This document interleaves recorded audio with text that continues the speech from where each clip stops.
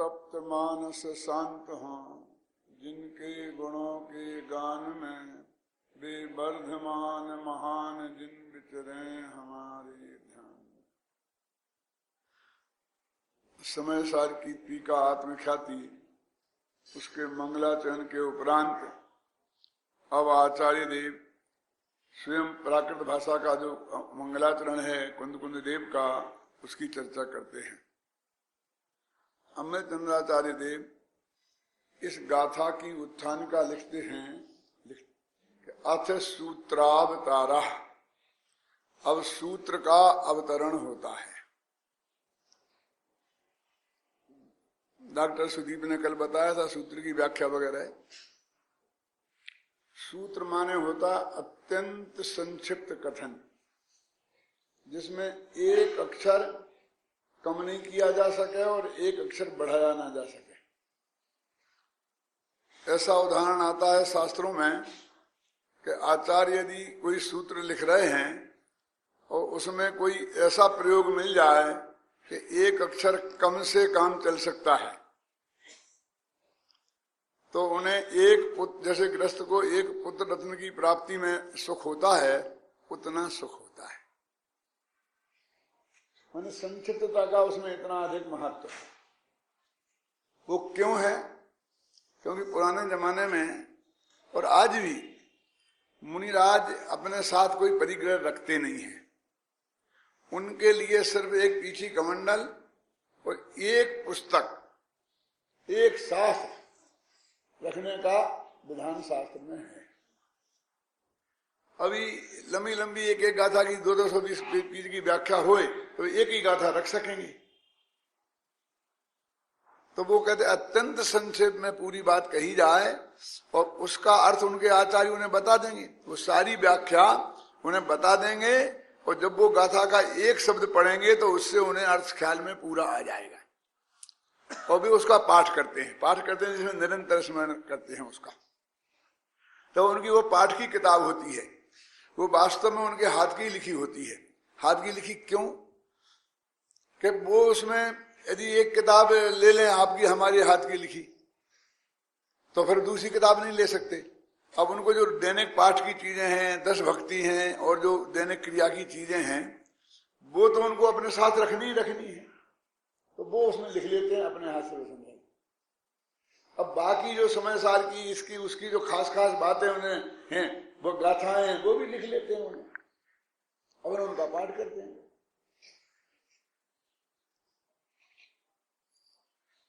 इसलिए एक तो सूत्र, अब सूत्र शब्द जितने भी हैं संस्कृत भाषा में वो सब गद्य में है, और पद्य में जो रचनाएं होती हैं उन्हें सूत्र नहीं कहते हैं।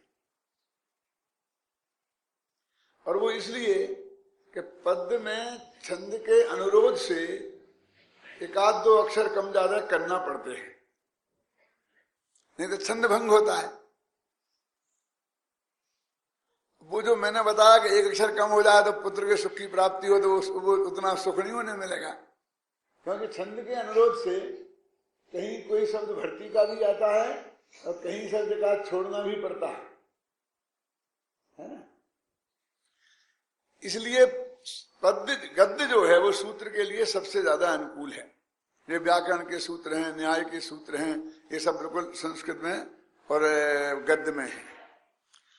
पद्य में अलंकार और नवानु कितने झगड़े होते हैं, गद्य में वो कोई झगड़ा नहीं होता, खासकर न्याय के व्याकरण के सूत्रों में, क्योंकि उनको तो महत्वपूर्ण बात कम से कम शब्दों में कहना है। तत्वा सूत्र की जो सर्वासिद्धि नामक टीकाएं हैं, उनमें इस बात पर गंभीरता से विचार किया है कि ये जो वर्णन है, ये ऐसा संसारणा बीच में क्यों डाल दिया? संसारणा त्रिस स्थावरा क्यों? समनस का मनस का संगी और असंगी भी संसारी हैं और त्रिस स्थावर भी संसारी हैं, तो बीच में क्यों डाल दिया? तो उन्होंने लिखा मध्य दीपक है ये। देली पे दीपक रख दो तो घर में भी उजेला होता है और बाहर भी उजेला होता है, और कंजूस लोग इसका खूब प्रयोग करते हैं। घबराना नहीं।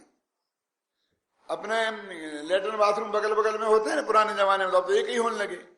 तो उसके बीच में एक ऐसा आला रखते थे और एक लट्टू लगा दिया और दोनों का काम चल गया। बोलो अभिनंदन प्रसाद जी, सच्ची के झूठी?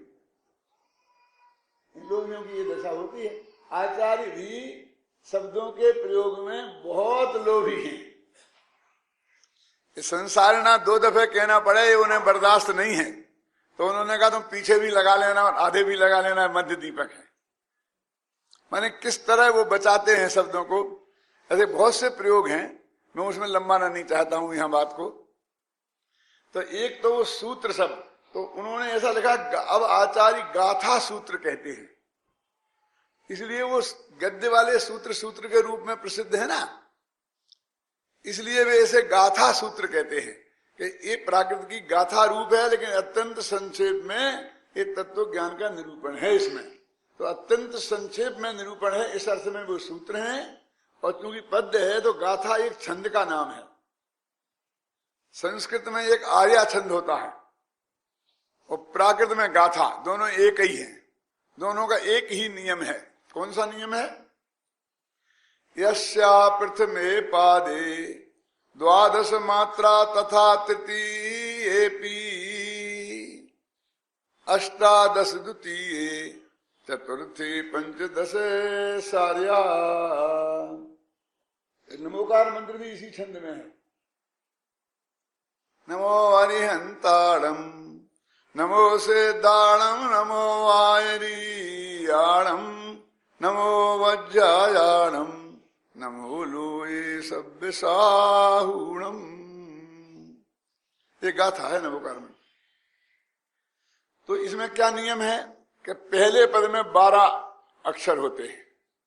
अब नमो अरहंताणम में 12 होंगे, गिन लेना। दूसरे में 18 होते हैं, इससे जोड़े, इसलिए उसमें सिद्धाणम और आयरियाणम एक साथ ले लिए जब 18 बनेंगे। तीसरे में फिर 12 होते हैं, तो नमो वज्रायाणम। और चौथे में 15 होते हैं। अब क्या करें, सभ्य साहूणम में तो 15 हो नहीं है, तो नमो लोये सभ्य साहूणम, 15 मात्रा भी पूरी हो गई। और लोक के सर्व साधु, और इसको अंत दीपक कह के लोक के सब अनंत, लोक के सब सिद्ध, लोक के सब आचार्य, लोक के सब उपाध्याय, लोक के सब, इस तरह से उन्होंने लिया है। तो ये गाथा छंद है, लेकिन गाथा छंद में होने पर भी अत्यंत संक्षिप्त कथन है, इसलिए इसे गाथा सूत्र कहते हैं। और जिनमें संक्षिप्त कथन होता है उन्हीं की टीकाएं लिखने की जरूरत होती है। जिनमें संक्षिप्त कथन नहीं होता है, विस्तार से होता है, उसकी टीका लिखने की जरूरत नहीं होती है। मुझे बहुत अच्छी तरह याद है कि पूज्य गुरुदेव श्री यहाँ पधारे थे। वो 20 दिन यहाँ रहे थे टोडरमल स्मारक भवन में। जब तीसरा प्रशिक्षण शिविर लगा था तो वो 20 दिन यहाँ रहे थे। 2500 आदमी बाहर के यहाँ आए थे, इसी हॉल में व्याख्यान वगैरह उनके होते थे। तो हमने उनसे, क्योंकि मैं उस वक्त PhD शायद कर रहा था कि हो गया था, तो मैंने कहा कि गुरुदेव मोक्ष मार्ग प्रकाशक पे हम आपके प्रवचन चाहते हैं। तो यहाँ टोडरमल जी की महिमा बहुत चल रही थी, तो यहाँ आए तो टोडरमल जी के मोक्ष मार्ग प्रकाशक पे वो प्रवचन करें। तो उनने जो जवाब दिया था वो मुझे बहुत अच्छी तरह याद है, मैं आपको बताना चाहता हूं। उस पर क्या प्रवचन करे, वो तो प्रवचन ही है। ये उनके शब्द हैं बिल्कुल। प्रवचन तो संक्षिप्त बात को विस्तार से किया जाता है। अब वो तो खुद ही इतना विस्तार से लिखा हुआ है कि उसमें मैं प्रवचन क्या करूं।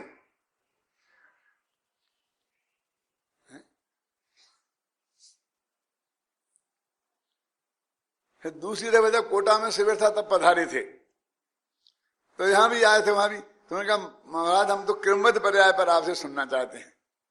तो उन्होंने कहा भैया ये जनता समझ में नहीं आएगी, सूक्ष्म बात है क्या। और जब मैंने वो सरलता से क्रमबद्ध पर्याय लिखी तो उनको बहुत प्रसन्नता इस बात की थी कि इतने कठिन सब्जेक्ट को इतने सरल तरीके से इन्होंने प्रस्तुत किया। यानी वे महसूस करते थे कि ये कठिन सब्जेक्ट है और सरल जनता में इसको गले उतारना बहुत कठिन काम है। तो मैं कह रहा हूं, इन्होंने लिखा सूत्रावतारा, तो एक तो सूत्र शब्द लिखा गाथा को, और दूसरा अवतार शब्द का प्रयोग किया। अवतार किसे कहते हैं लोक में? तीर्थंकरों का भी अवतार कहते हैं अपन। वे कहते हैं कि रामावतार, कृष्णावतार, 24 अवतार होते हैं। यानी वो किस धर्म में क्या है उस बात को जाने दो, लेकिन वो बहुत महिमावंत शब्द है। यद्यपि जैन धर्म में अवतारवाद नहीं है। अवतार का मतलब होता है अवतरति, माने ऊपर से नीचे उतरना। तो वो उनके भगवान तो बैकुंठ में विराजमान है ना, तो वे ऊपर स्थिति में है, और फिर लोक में आए नीचे उतरे, और फिर यहाँ साधारण मनुष्य बन गए। क्यों? रोने धोने वाले, पुण्य पाप करने वाले सब हैं। और भगवान थे, बहुत अच्छी पोजीशन में थे, इसलिए उनका वो अवतार हुआ। हमारे यहाँ तो अवतार होता ही नहीं, एक दफे उस पोजीशन में पहुंच जाए। हमारे यहाँ तो हमेशा उद्धार होता है, आत्मा का उद्धार करके अरहंत बनते हैं। इसलिए जैन दर्शन में अवतारवाद नहीं है, उद्धारवाद है। लेकिन वो लोक में प्रसिद्ध है अवतार शब्द, बहुत परम पवित्रता के लिए, जैसे भगवान आत्मा उतर के आ गया हो अपने उपयोग में। तो वो उन सूत्रों को अमृतचंद्राचार्य भगवान जैसा पवित्र मानते हैं, इसलिए उसके साथ अवतार शब्द का प्रयोग करते हैं। देखो, मकान तो मकान है, और जिसमें हम सब लोग रहते हैं वो उन सब मकान है, एक है ना, अथवा घर है, हर एक घर है।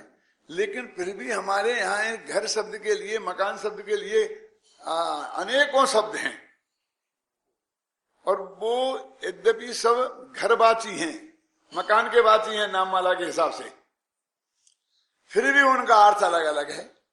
जब हम कहते हैं कि हवेली, तो हम समझते हैं कोई रहीस जिसमें रहता है उसे हवेली कहते हैं।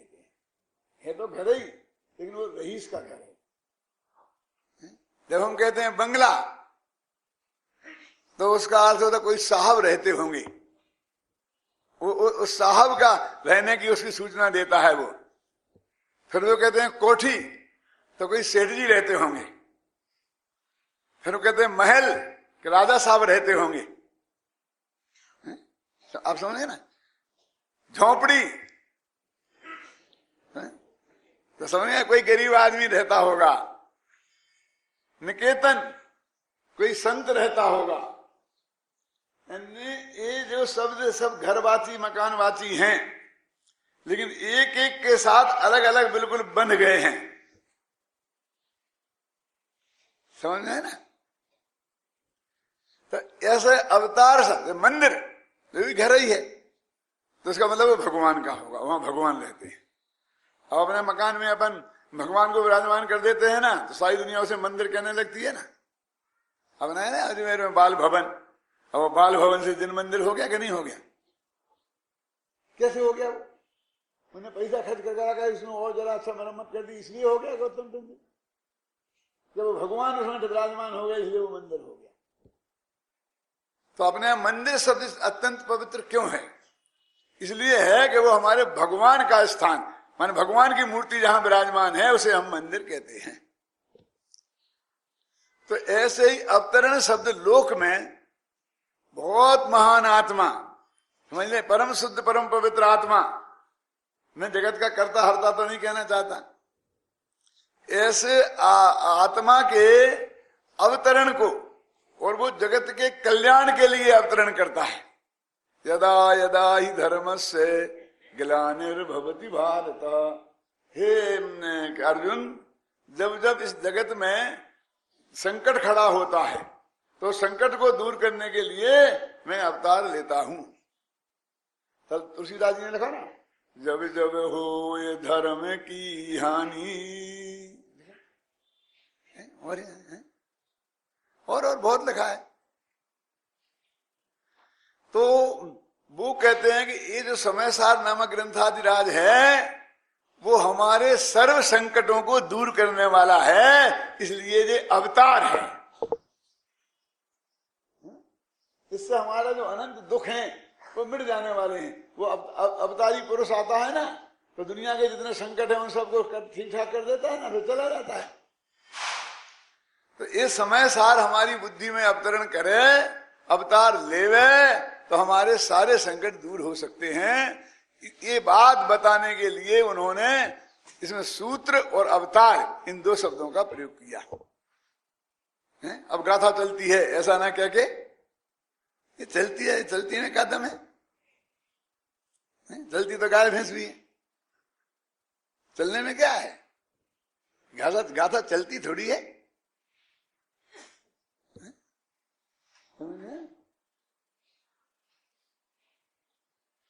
ये तो सूत्र का अवतार हो रहा है। जन्म जन्म कल्याणक, ये भगवान आत्मा का समझ लीजिए समय सार के सूत्रों का जन्म कल्याणक है। इसलिए वो इस शब्द से अपनी आत्मख्याति टीका को आरंभ करते हैं। पहला वाक्य आत्मख्याति टीका का, तो मंगलाचरण के कलश हैं 3, टीका तो गद्य की होती है मुख्य रूप से। तो पहला वाक्य है वो इन शब्दों से वो शुरू करते हैं। गाथा पढ़ते हैं अपन।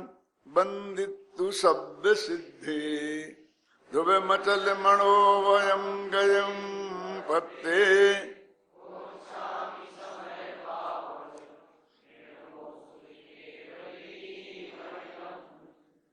मैं सब सिद्धों को नमस्कार करता हूं। सब सिद्धों को नमस्कार करके, कैसे हैं सिद्ध? ध्रुव हैं, अचल हैं, अनुपम। ध्रुव अचल अनुपम गति को प्राप्त हैं। तो ध्रुव अचल और अनुपम ये आत्मा के विशेषण नहीं है, ये सिद्ध भगवान के विशेषण है, सिद्ध गति के विशेषण है। ऐसी गति जो ध्रुव है, जो अचल है, जो अनुपम है, उस गति को जो प्राप्त हैं, ऐसे सिद्ध भगवान को नमस्कार करके श्रुत केवली भणिदम, श्रुत केवलियों के द्वारा कहा हुआ इस समय सार को मैं कहता हूं। अब इसमें आपको एक ध्यान दिलाना चाहता हूं बहुत मार्मिक। एक जगह ऐसा भी लिखा है इन्हीं कुंद कुंद ने, चाहे नियम सार में है, केवली शुद्ध केवली भणिदम। केवली और शुद्ध केवलियों के द्वारा कहा हुआ, और इसमें लिखा है अकेला शुद्ध केवली। इसमें क्या कहना चाहते हैं आचार्य? इसमें जो निष्कर्ष निकलता है मेरी दृष्टि में, वो मैं जरूर व्यक्त करूंगा, आपको पसंद आए चाहे नहीं आए। आना चाहिए, बुद्धि होगी तो जरूर आएगा। अकेले केवली क्यों छोड़ दिया? क्या समय सार का केवली ने नहीं कहा था, और नियम सार केवली और शुद्ध केवली दोनों ने कहा था, और जो अकेले उन्होंने किया था।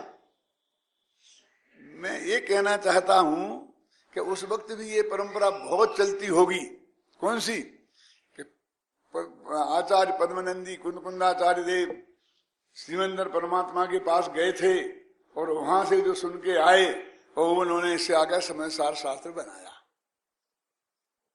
तो वे बुद्धि पूर्वक इस बात का खंडन करना चाहते थे, क्योंकि केवली भणिदम, तो केवली तो वो श्रीमंदर परमात्मा थे। महावीर को तो 500-600 वर्ष हो गए थे, और भद्रबाहु को वो अपना गमक गुरु मानते हैं, और भद्रबाहु अंतिम श्रुत केवली थे। तो वो ये कहना चाहते हैं कि भद्रबाहु जो अंतिम श्रुत केवली हैं, उनकी परंपरा से जो मुझे ज्ञान प्राप्त हुआ, भद्रबाहु की 5वीं पीढ़ी में है कुंद कुंद, इसलिए 100 वर्ष बाद के होंगे लगभग। पूरी परंपरा है। भद्रबाहु, एक माघनंदी हैं उस परंपरा में, एक जिनचंद्र हैं, ऐसे नाम है 5 शास्त्रों में, आप पढ़ना। तो वो एक जोड़ दे के कहना चाहते हैं, जो भद्रबाहु ने अपने शिष्य को बताई, उनने अपने शिष्य को बताई, उनने अपने शिष्य को बताई, उनने मेरे गुरु को बताई, और उन गुरु का नाम था या तो जिनचंद या कुमार नंदी। मैं ऐसा मानता हूं कि वे जिनचंद और कुमार नंदी नाम के एक ही व्यक्ति थे। जिनचंद्र तो उनका नाम था, और नंदी संप्रदाय के वो थे। पद्मनंदी है ना, वो माघ नंदी, ये आते हैं सब भद्रबाहु की परंपरा में, माघ नंदी, पद्म नंदी, तो ये नंदी संप्रदाय के थे, और वे बाल ब्रह्मचारी थे, इसलिए कुमार नंदी, समझे ना। छोटी उम्र में दीक्षा ले ली थी, तो छोटे बच्चे से दिखते थे, कैसे चलते हैं सोचो आप, किसी कमंडल लेके। तो लोग कहते थे, जैसे अपन कहते हैं बालक मुनिराज, जैसे कुमार नंदी, नंदी संप्रदाय, नंदी वो क्या गच्छे गण है ना, नंदी संप्रदाय के बाल ब्रह्मचारी मुनि, ये उनका विशेषण है, और जिन चंद्र उनका नाम है। उनके शिष्य हैं कुंदकुंदाचारी। तो वो ये कहना चाहते हैं कि मैंने श्रुत केवली से जो बात आई उसको मैं कहता हूं। केवली से जो बात आई, यद्यपि महावीर केवली से श्रुत केवली के पास आई थी, लेकिन वर्तमान के केवली से न जुड़ जाए। आप कहेंगे उसमें क्या तकलीफ है, जुड़ जाती तो तकलीफ है। मैंने अपनी भूमिका में बहुत विस्तार से सब बातें लिखी हैं। क्या तकलीफ है? ये तकलीफ है कि हमारे जो साथी हैं, भाई हैं, वो ये कहते हैं कि इनकी बात तो श्रीमंदिर परमात्मा की है और हमारी बात भगवान महावीर की है और पारसनाथ की है। और श्रीमंदिर परमात्मा से कुंद कुंद लेके आए थे, तो ये हमसे 600 वर्ष बाद के हैं दिगंबर, हम प्राचीन हैं। हमारे पास तो पारसनाथ और महावीर और उनकी वाणी है, ख्याल में है ना, और इनकी तो वो श्रीमंदिर परमात्मा की वाणी है। और श्रीमंदिर परमात्मा से कुंद कुंद गए थे, वो भी ले आए। तो ये तो विदेशी माल है और हमारे पास स्वदेशी माल है। तो गांधी जी ने विदेशी माल का तो बहिष्कार किया ही था।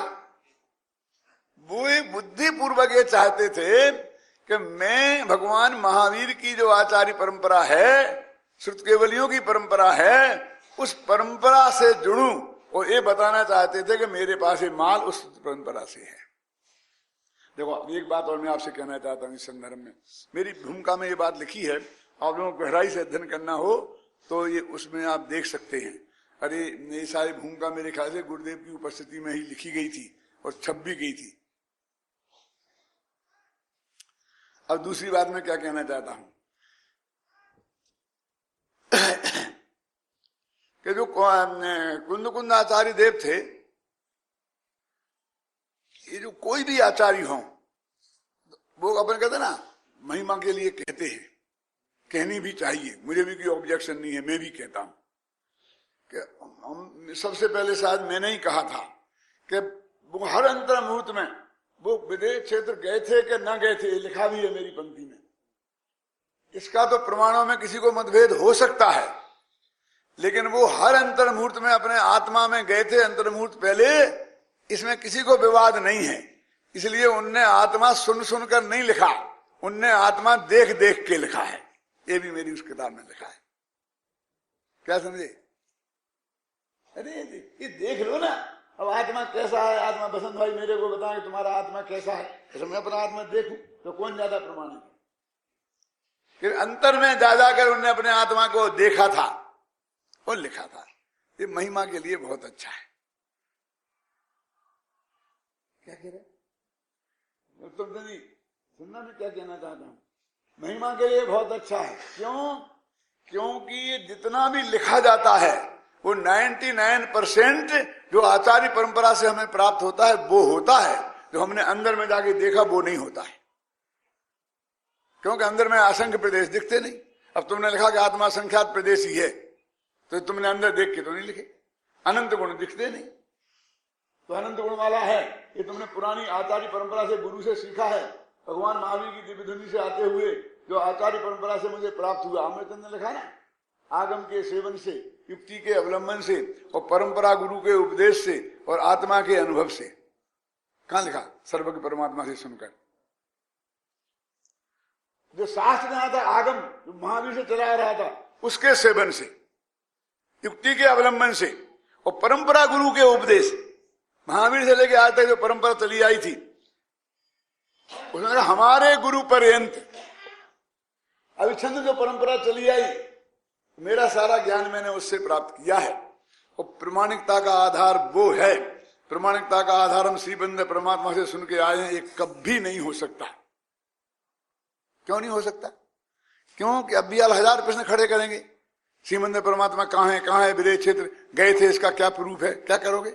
महावीर तो हैं सिद्ध, गौतम स्वामी हैं, गणधर हैं, परंपरा से होते आए वे हैं, शास्त्र हैं, ये सब हमारे पास प्रूफ है। और उसके लिए तुम अपने मुंह से मियां मिट्टू बनते रहो। फिर मैं कहूंगा मैं भी होके आया था और मैंने ऐसा सुना था कि वहां श्रीमंदिर ऐसा कह रहे थे कि दिल बेचारे ही होते हैं। क्या करोगे आप?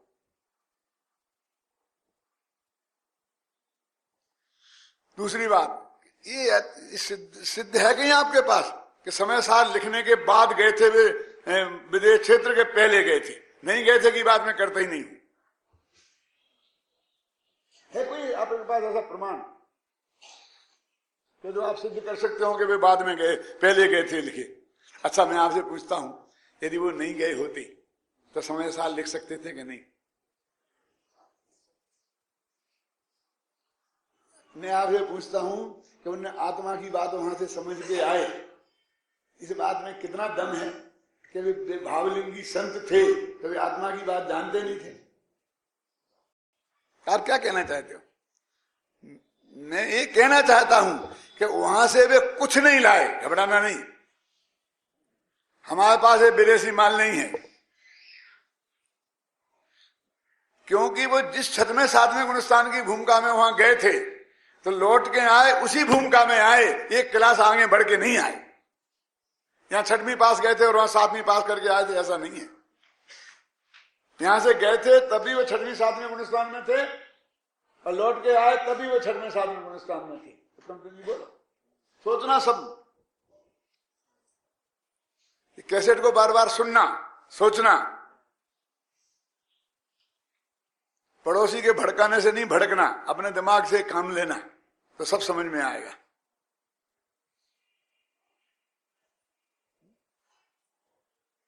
इतिहास से प्रमाण मांगता है।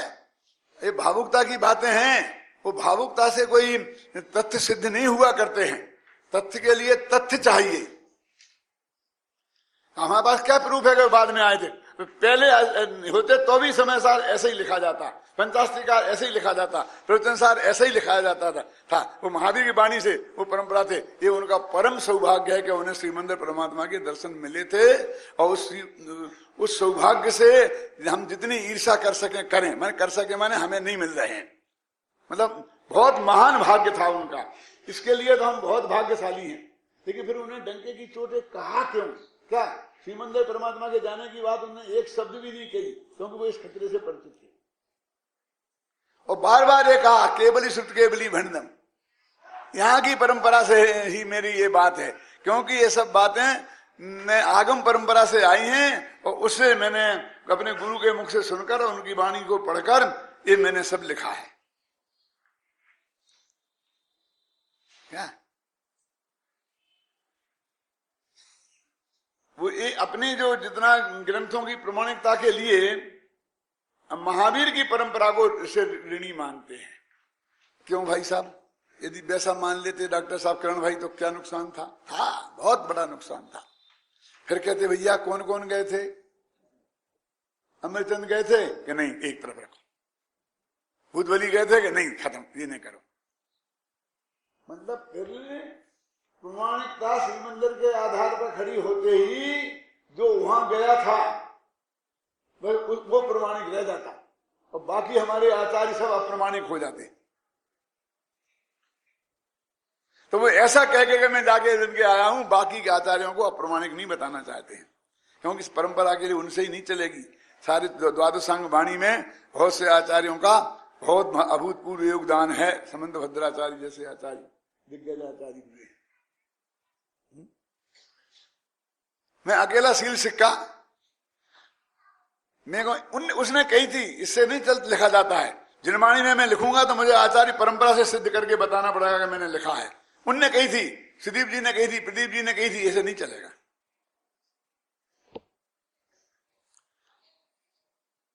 समझे ना? तो बुद्धि पूर्वक स्वयं को वहां से न कोई जोड़ दे, इससे सिद्ध होता है कि वे गए थे। नहीं तो उनको इतना डर क्यों होता कि हमें उससे न जोड़ दे? कोई जोड़ता ही नहीं। मैं उनके जाने में शंका नहीं कर रहा हूं। मैं सिर्फ ये कहना चाहता हूं डंके की चोट कि वो अपने ग्रंथों की प्रमाणिकता के लिए प्रमाण के रूप में भगवान महावीर की वाणी से उपलब्ध जो जैन तत्व ज्ञान है उसको प्रमाणिकता बताना चाहते थे, श्रीमंदिर परमात्मा को प्रमाणिकता के रूप में नहीं। वो उनका व्यक्तिगत सौभाग्य था, वो व्यक्तिगत सौभाग्य को सामाजिक प्रतिष्ठा के रूप में अर्जित नहीं करना चाहते थे। क्यों नहीं किया उन्होंने उल्लेख? इसलिए नहीं किया। उन्होंने उल्लेख क्यों नहीं किया? क्योंकि वो उसको इस रूप में भुनाने नहीं चाहते थे कि मैं वहां गया था, मैं वहां गया था, इसलिए मैं तुमसे बड़ा हूं, इसलिए मैं तुमसे बड़ा हूं। ये मेरी व्यक्तिगत उपलब्धि है, मैंने उनकी ये व्यक्तिगत उपलब्धि है, उसको आधार बना करके हम सामने वाले से वो नहीं कर सकते हैं। सामने वाले को जिनवाणी के आधार पर रखना पड़ेगा। तो श्रुत केवली शब्द जो उन्होंने लिखा है वो भद्रबाहु का संकेत है। और उन्होंने कहा है बोध पहाड़ में, क्या नहीं 62 गाथा कौन से पहाड़ में है? तो बोध पहाड़ है, उसमें लिखा है कि भद्रबाहु मेरे गमक गुरु हैं। अष्ट पहाड़ में है ना, तो वो बोध पहाड़ कह रहे, मैं बोल रहा हूँ बोध पहाड़ में 22 गाथाएं कितनी हैं कि 62 गाथा उसमें है कि मैं गमक गुरु भद्रबाहु का शिष्य हूं। अब गमक गुरु माने क्या? उन्होंने 5 पीढ़ी का फर्क है, सीधे शिष्य तो हो ही नहीं सकते थे। तो मैं उनके शिष्यों के शिष्यों के शिष्यों का शिष्य हूं, इसलिए वे मेरे गमक गुरु हैं। मेरे गुरु के गुरु के गुरु के गुरु है ना, इसलिए मेरे गमक गुरु हैं। हमारे विद्यार्थी कह सकते हैं कि नहीं कह सकते हैं कि कांजी स्वामी हमारे गमक गुरु हैं? क्यों? विवेक, ये काम विवेक का है कि कांजी स्वामी ने जिन लोगों को पढ़ाया उनने हमें पढ़ाया, इसलिए वो हमारे गमक गुरु। तो उन्होंने अपने को भद्रबाहु का गमक गुरु कहा। यानी ऐसे प्रमाण बहुत बुद्धिपूर्वक छोड़े जिससे ये सिद्ध हो कि मैं भगवान महावीर की परंपरा का आचार्य हूं, उन्हीं के आधार मैंने ये सब बातें लिखी हैं। अब मैंने वहां और कहीं सुन ली देख ली है, उससे उसका कोई मतलब नहीं है। अच्छा आगे देखिए कि समय सार हम इणमो बोच्छामी, मैं समय सार को कहूंगा। अब इसमें सिद्ध गति के ध्रुव अचल और अनुपम ये 3 विशेषण दिए गए हैं। तो ध्रुव और अचल में क्या फर्क है? आप देखो, अपने 12 भावनाओं के नाम जानते हैं आप? बोलो। अनित्य असरण, यही है ना? अब चुप रहो। कुंद कुंदाचार्य की 12 भावना पढ़ना द्वादशानुपेक्षा, उसमें पहली भावना का नाम है अध्रुव। अध्रुव भावना है ना? अनित्य भावना है कि अध्रुव भावना है? अध्रुव भावना। अब देखिए समय सार की 72, 73, 74 की इन किसी गाथाओं में है ना? 74 में है ना? तो उसमें ये सिद्ध किया है, हाँ, अध्रुव और अनित्य में अंतर सिद्ध किया है। अब मैं वो अंतर बताता हूं, अध्रुव और अनित्य में क्या अंतर है। यानी ये कहीं नहीं है, पर्यायवाची नहीं है, कोई अनित्य भावना कह दो चाहे अध्रुव भावना कह दो।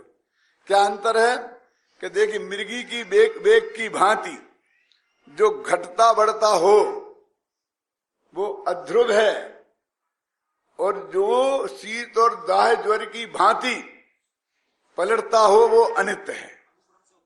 हाँ, अनुक्रम से उत्पन्न होता है वो। क्या मतलब अंतर समझ में आया कि नहीं?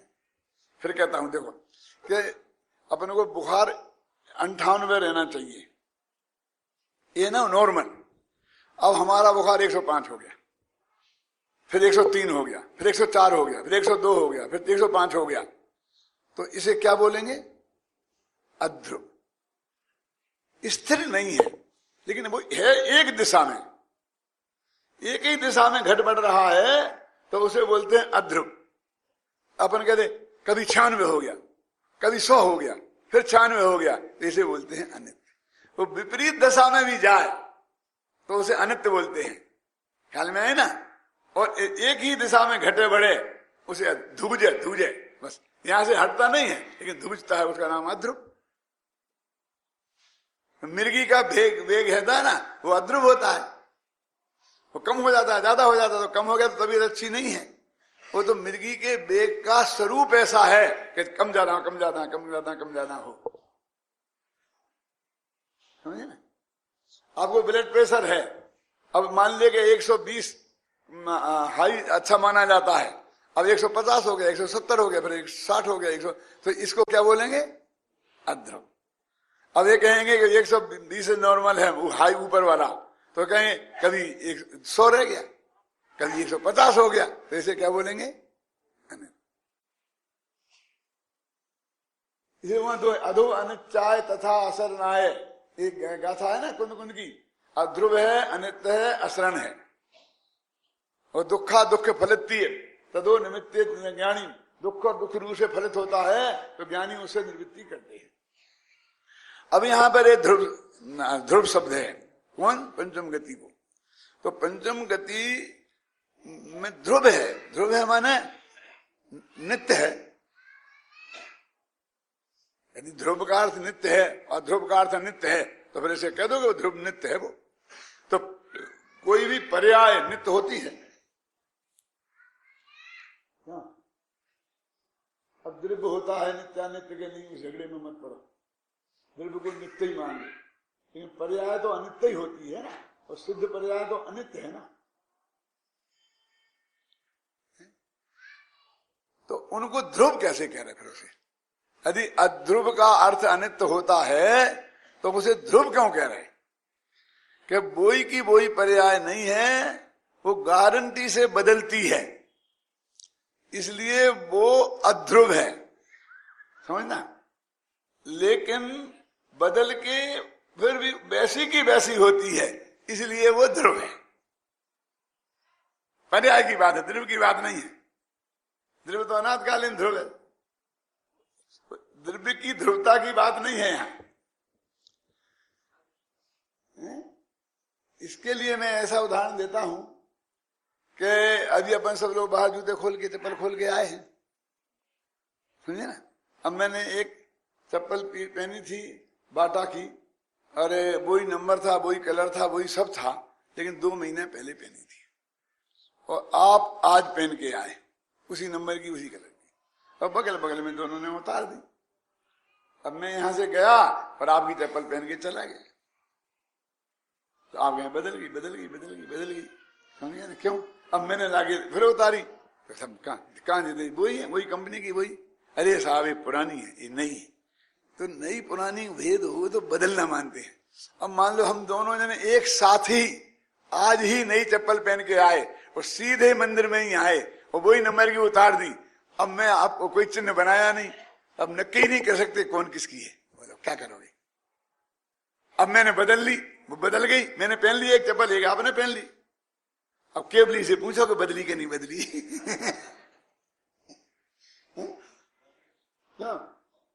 हम तो बदली हुई नहीं मानेंगे उसे। लेकिन यदि मान लो जो आपने पहन ली और वे मेरी थी, तो बदली क्या नहीं बदली? तो जैसी की वैसी रहे तो उसे लोक में नई बदली भी कहते हैं, जबकि वो बदली है। ऐसे ही सिद्ध भगवान की पर्याय प्रति समय बदलती है, फिर भी वैसी की वैसी रहती है, इसलिए उसे नई बदली भी कहते हैं। देखो, आचार्य अमरचंद की टीका है, उस टीका का मैंने हिंदी में अर्थ लिखा है। अभी मैं वो पढ़ना नहीं चाहता हूं, क्योंकि अपने पास समय नहीं है, 2 ही दिन के व्याख्यान रह गए मेरे ख्याल से, और मुझे कम से कम इस गाथा को तो पूरा करा आपको समझाना है। इसलिए मैंने इस टीका का जो अपनी तरफ से विशेष अर्थ लिखा है, मैं वो पढ़ता हूं तो वो ही रिपीट होगा। बाद में आप ये अर्थ पढ़ेंगे तो वो सब बात आपको खुलती चली जाएगी। मुझे समय होगा तो मैं भी पढ़ के बताऊंगा। पढ़ते हैं जरा, पेज नंबर 7 पर। क्यों बसंत भाई, किताब नहीं है? हाँ, मैं जानता हूं आपको लेने की ताकत नहीं है। चारों ही गतियां देखो पर पदार्थों के अवलंबन से उत्पन्न होती हैं, इस कारण अध्रुव हैं, विनाशिक हैं। पर पंचम गति सिद्ध दशा स्वभाव के अवलंबन से उत्पन्न होती है, अतः ध्रुव है, अविनाशी है, सदा एक सी रहने वाली है।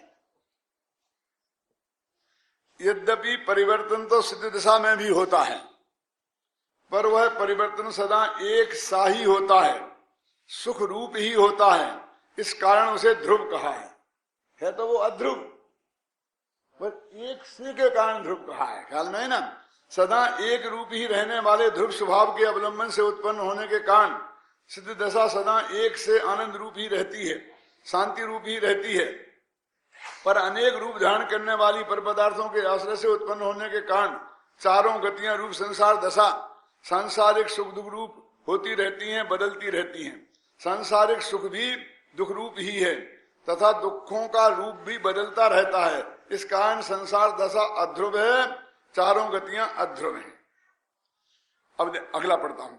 ध्रुव स्वभाव अलग है और ध्रुव स्वभाव के अवलंबन से उत्पन्न होने वाली ध्रुव पर्याय अलग है ना। पढ़ी पंक्ति